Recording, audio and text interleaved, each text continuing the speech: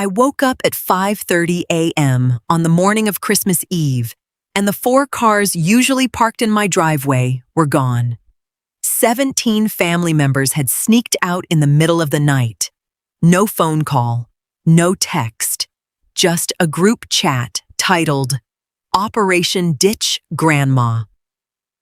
They had only forgotten one tiny detail. The $18,500 vacation rental was booked under my name. I opened my laptop and canceled everything. By 6:30 a.m., I had 103 missed calls. It was 5:30 a.m. on December 24th when a heavy, oppressive silence woke me. There were no footsteps creaking on the old hardwood floors, no muffled laughter drifting from the guest rooms. I got out of bed, pulled my robe a little tighter around myself, and walked over to the window. The fresh snow in the driveway had been churned up by thick tire tracks.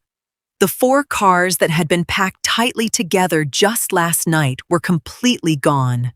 My son Connor, my daughter-in-law Megan, and her entire 15-person extended family had vanished. 17 people had quietly packed up and hit the road in the dead of night. Without me, I walked slowly down the stairs. My heart wasn't racing. If anything, it felt like it was beating calmer and slower than usual. The kitchen smelled of cold coffee and frantic rushing.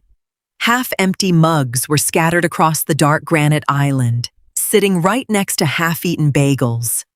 They had helped themselves to the groceries I had exhausted myself buying yesterday, leaving nothing but dirty dishes in their wake. Suddenly, a screen lit up on the counter. It was Megan's old tablet, the one she usually kept around for recipes. A notification popped up. The group chat name read, Operation Ditch Grandma. My hand didn't even shake as I swiped open the screen. Reading the messages from the past few hours was like reading a trashy novel. We'll sneak out around 4 a.m. If she comes with us, she's just going to kill the vibe again, Megan had written. One of her cousins replied, Whatever. As long as her credit card is on file for the lodge, who cares? My own son had simply replied with a thumbs-up emoji. I just stared at the words. Just last night, I had stayed up late brewing a special ginger tea for Megan's mother and packing a travel first aid kit for the kids. They had happily soaked up all my care and attention while secretly plotting their escape. For a split second, an old habit flared up the urge to call them to apologize, to ask if I could catch a flight and meet them there. But that impulse died instantly. I wasn't sad. I felt a strange, almost eerie sense of total clarity. I poured the rest of the cold coffee down the drain. My eyes landed on the booking confirmation for the luxury lodge in Aspen. It was a receipt for $18,500 paid in full from my checking account. I sat down at the massive, solid oak dining table that my late husband and I had bought 20 years ago. In front of me sat the printed folder with all the travel documents. $18,500. That was the price tag for the exclusive mountain lodge that Megan absolutely insisted her extended family needed. 2 weeks of total luxury, complete with a private chef and a spa. She had whined for weeks about how Connor's salary couldn't cover it, guilt-tripping me about how Christmas is supposed to be all about family. I had finally caved and dipped into my life savings. And now I was sitting alone in my house while they were speeding toward a vacation that I was paying for. I flipped open my laptop. No hesitation, no tears in my eyes. I pulled up the booking portal. The page loaded quickly, pulling up all the glossy details of the stay. The cancellation policy was strict, but I knew the fine print. Since I was the primary leaseholder on the contract and hadn't checked in yet, I had the right to revoke the booking immediately if I suspected unauthorized use by third parties. I didn't even bother picking up the phone to argue with anyone. I simply clicked the button to cancel. A form popped up. I typed in a very clinical explanation stating that the group was attempting to arrive without the account holder and that I explicitly prohibited the transfer of any costs for these individuals. With a soft, precise tap of the enter key, I submitted the request. Less than a minute later, my landline rang. It was the lodge's concierge. A polite, albeit slightly confused voice asked to confirm the request. I calmly verified my identity. Yes, that is correct. I am canceling the entire reservation, including all add-on services. Please do not grant the arriving party access to the property under my name. The concierge processed the request. The refund minus a small processing fee would hit my card in a few days. I closed the laptop. It wasn't even 6 o'clock in the morning yet. The silence in the house no longer felt suffocating. It felt expansive and liberating. I pictured those 17 people packed into their overloaded SUVs, cruising down the interstate, laughing and congratulating themselves on having successfully tricked me. They had no idea that their destination had just been wiped off the map. After closing the laptop, I headed upstairs. My house was big, maybe a little too big for one person, but it was mine and it was paid off. The second floor was essentially Connor and Megan's wing. They had been living with me rent-free for 3 years, supposedly, to save up for a down payment on a house of their own. Yet somehow, all that saved money materialized into stacks of designer bags and the latest electronics. I didn't even open the door to their living area. I didn't need to see any more of their mess. I went into my own bedroom and pulled a small carry-on out of the closet. I wasn't packing for a whole family this time. I was just packing for me. Some comfortable clothes, a good book I'd been meaning to read for months, and my warm winter boots. It took me less than 15 minutes. I knew exactly where I wanted to go. A quiet, cozy bed and breakfast right on the coast of Maine, miles away from ski slopes and snowstorms. I gave them a call and booked the last available single room. The receptionist on the other end sounded genuinely thrilled to have me. Back down in the kitchen, I started methodically cleaning up. I tossed the half-eaten bagels into the compost, loaded the mugs into the dishwasher, and wiped the crumbs off the granite. Every swipe of the sponge felt like shedding an old skin. For years, I had been the invisible help. I was the one who folded the laundry, paid the bills on time, and kept track of everyone's appointments. They had downgraded me to the house's infrastructure. But the thing about infrastructure is, you can shut it off. I scribbled a quick note and left it on the spotless kitchen island. No guilt trips, no dramatic monologues, just a straightforward heads up. The cleaning lady comes on Tuesday. The house is locked. Then I put on my winter coat, grabbed my bag, and stepped out into the crisp, freezing morning air. I double-locked the front door. The keys felt heavy and secure in my pocket. My car was sitting in the garage, ready to go. When I started the engine, I didn't look back at the house once. The long drive up the coast was waiting for me. It was 6:30 a.m. when my phone vibrated for the first time. I was just merging onto an almost completely empty interstate heading north. A quick glance at the screen on the passenger seat told me everything I needed to know Megan. I didn't answer. I flipped the phone to silent and focused on the rhythmic swish of the windshield wipers clearing away the morning mist. For the next few hours, my screen lit up relentlessly.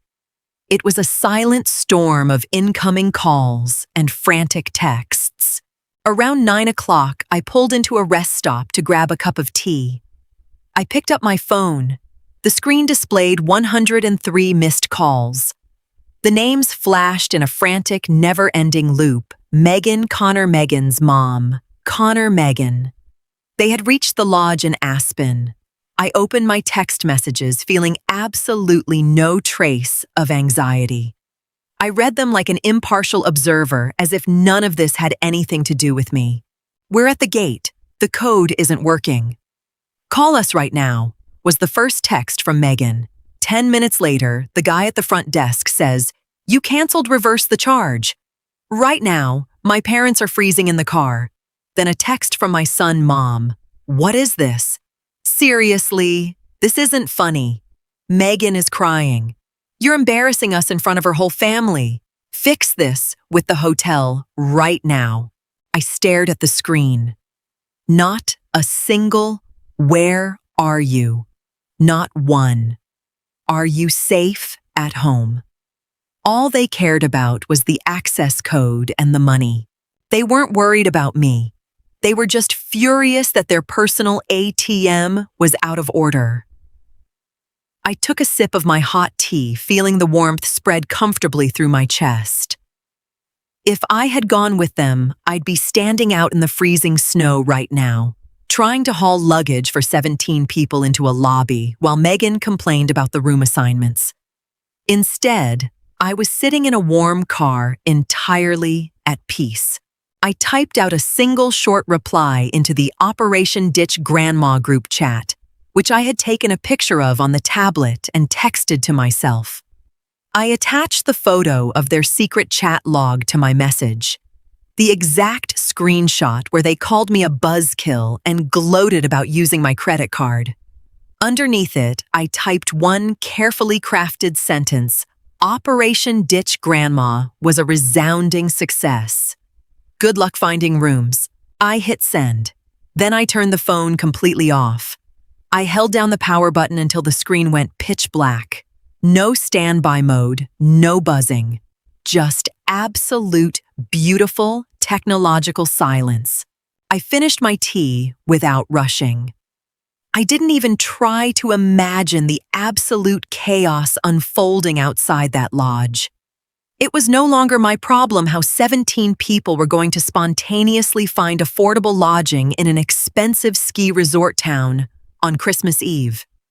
They were all adults. They had cars and their own bank accounts. For years, I had taken that responsibility off their shoulders, operating under the misguided belief that financial support equaled love. Today, I finally let go of that illusion. The rest of the drive up to Maine was smooth. When I pulled up to the little inn by early afternoon, the air smelled fresh and deeply salty. A biting wind was blowing off the water, but it felt incredibly cleansing. My room was cozy, overlooking the gray, crashing waves of the Atlantic. There was no giant, overwhelming Christmas tree, no holiday stress, just a quiet restaurant downstairs and a small heated pool. I unpacked my few things, set my toiletries in the bathroom, and changed into some comfortable clothes. That evening, I sat alone at a small table in the dining room. I had a beautiful plate of seared seafood and a glass of dry white wine. Nobody asked me to go fetch the salt. Nobody complained that the food wasn't cooked right. I just quietly watched the other guests, mostly older couples or solo travelers like myself. For a brief second, I thought about the massive, empty house I'd left behind. But it didn't feel like a prison anymore. It was just a building. I spent the next 5 days on the coast, living at a rhythm dictated completely by me. I woke up when my body was done sleeping, not when someone was yelling down the hall for fresh coffee. I took long walks on the beach, bundled up in my heaviest winter coat, letting the freezing ocean wind whip against my face. I sat outside for hours reading my book and drinking hot chocolate from a thermos. My phone stayed off. It was buried deep at the bottom of my duffel bag, forgotten like a useless relic from a past life. I could physically feel a deep-seated tension melting out of my shoulders, a tension that had been building up for years. I had always believed that I had to make myself useful just to earn a spot in my son's life. After my husband passed away, I had treated Connor and eventually Megan like fragile glass sculptures, sweeping every minor inconvenience out of their way. I paid for their car repairs, kept their fridge stocked, and bit my tongue when Megan criticized my taste in furniture. I had pushed my own boundaries back so far that they had basically disappeared. But out here, in the quiet, expansive beauty of the coastline, it hit me I hadn't done anything wrong. I had just given way too much. On the fourth day, I walked into town and sat down at a little bakery. I ordered a slice of cake and took a very pragmatic look at my future. I wasn't even 70 yet. I was in great health, I owned a paid-off home, and I had a solid nest egg. I didn't need a sprawling family that only viewed me as a logistics center and a checkbook. I needed peace. And I needed respect. When I packed my bag on the fifth day, I didn't feel relaxed in the traditional spa vacation sense. I felt strong, like I had just finished a grueling but necessary workout. I knew exactly what was waiting for me back home. They were going to be furious. They were going to try to manipulate me with guilt. They were going to play the victims.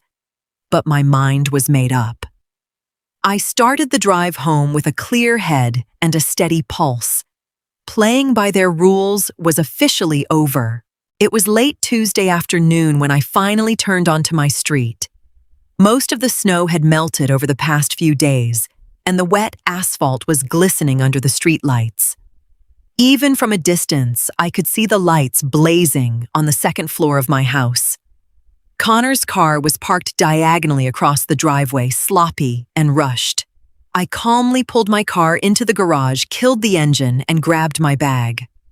My heart wasn't racing. I just felt a cold, hard determination. The second I unlocked the front door, I heard heavy, hurried footsteps pounding down the stairs. Connor and Megan were in the hallway before I'd even taken my coat off. Megan looked completely exhausted. Her hair pulled back into a messy bun and her face was pale with absolute fury. "Where have you been?" she snapped without a single ounce of relief that I had made it home safely. "Do you have any idea what you did to us?" My parents had to drop thousands of dollars on tiny rooms at some cheap middle-of-nowhere motel. I neatly hung my coat on a hanger and placed my boots on the rack. "I was on vacation," I replied calmly, walking right past them and into the kitchen. I clicked the electric kettle on. Connor followed right on my heels. "Mom, seriously, that was incredibly childish," he said, using that whiny, authoritative tone he'd adopted over the last few years. "You embarrassed us in front of the entire family. You owe Megan's parents compensation for those hotel bills. You can't just treat us like that." I slowly turned around and leaned back against the counter. I looked at my son. He was wearing a sweater I had bought him for his birthday. He was standing in a kitchen I had paid off. "I don't owe anyone a dime," I said quietly, but with a sharp edge that made him shut up instantly. "You guys secretly planned your getaway and explicitly uninvited me. That is absolutely your right. But it is my right to refuse to pay for a vacation I'm not a part of." I reached for my tea mug. The conversation was just getting started. Megan stepped up next to Connor and crossed her arms aggressively. That chat was a joke. A stupid, inside joke between cousins. "You completely lost your mind canceling everything like that. You hung us out to dry on purpose." Her voice was getting shrill. She was trying to dominate the room by being the loudest person in it. The old me would have caved right then and there. I would have tried to smooth things over, maybe even offered to reimburse them for some of the damages just to keep the peace. But this time, I didn't even flinch. "It wasn't a joke, Megan," I replied, matter-of-factly.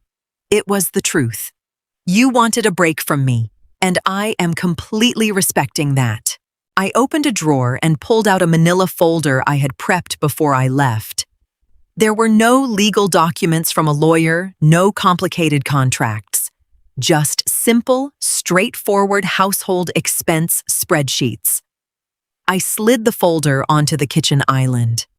We don't need to argue about the trip anymore. That's a done deal. What we need to talk about is the future of this house. Connor stared at the folder like it was a bomb. "What is this?" he asked nervously. "These are the monthly operating costs for the second floor," I explained evenly. "Power, water, heating, Wi-Fi. You two have lived here for 3 years without contributing a single cent. I gave you that space so you could save money. Instead, you insult me under my own roof." I pushed the paperwork across the smooth granite toward them. "Starting January 1st, you will be covering your own utilities. It comes out to $500 a month. I expect the transfer on the 1st of every month." Megan gasped. "You can't do that. We're trying to save for our future. You can't just suddenly start extorting money from your own son." "I'm not asking for rent," I corrected her, totally unbothered. "I am simply asking you to cover the resources you actually consume. I am no longer your personal bank, and I'm no longer your invisible maid." Connor reached out and tried to grab my hand, but I pulled it back gently but firmly. "Mom, please come on. Let's just talk about this reasonably," he pleaded. I shook my head. "We are talking reasonably, Connor," I replied, looking him dead in the eye. "I stayed quiet and played my part for years. I honestly thought if I just tried hard enough and paid for enough things, you'd actually value me as a part of your life. But you guys just see me as a useful tool." I tapped my index finger on the paperwork. "If you can't or won't pay your share of the utilities, you are more than welcome to find your own place. You have 4 weeks to let me know what you decide." Megan's face hardened.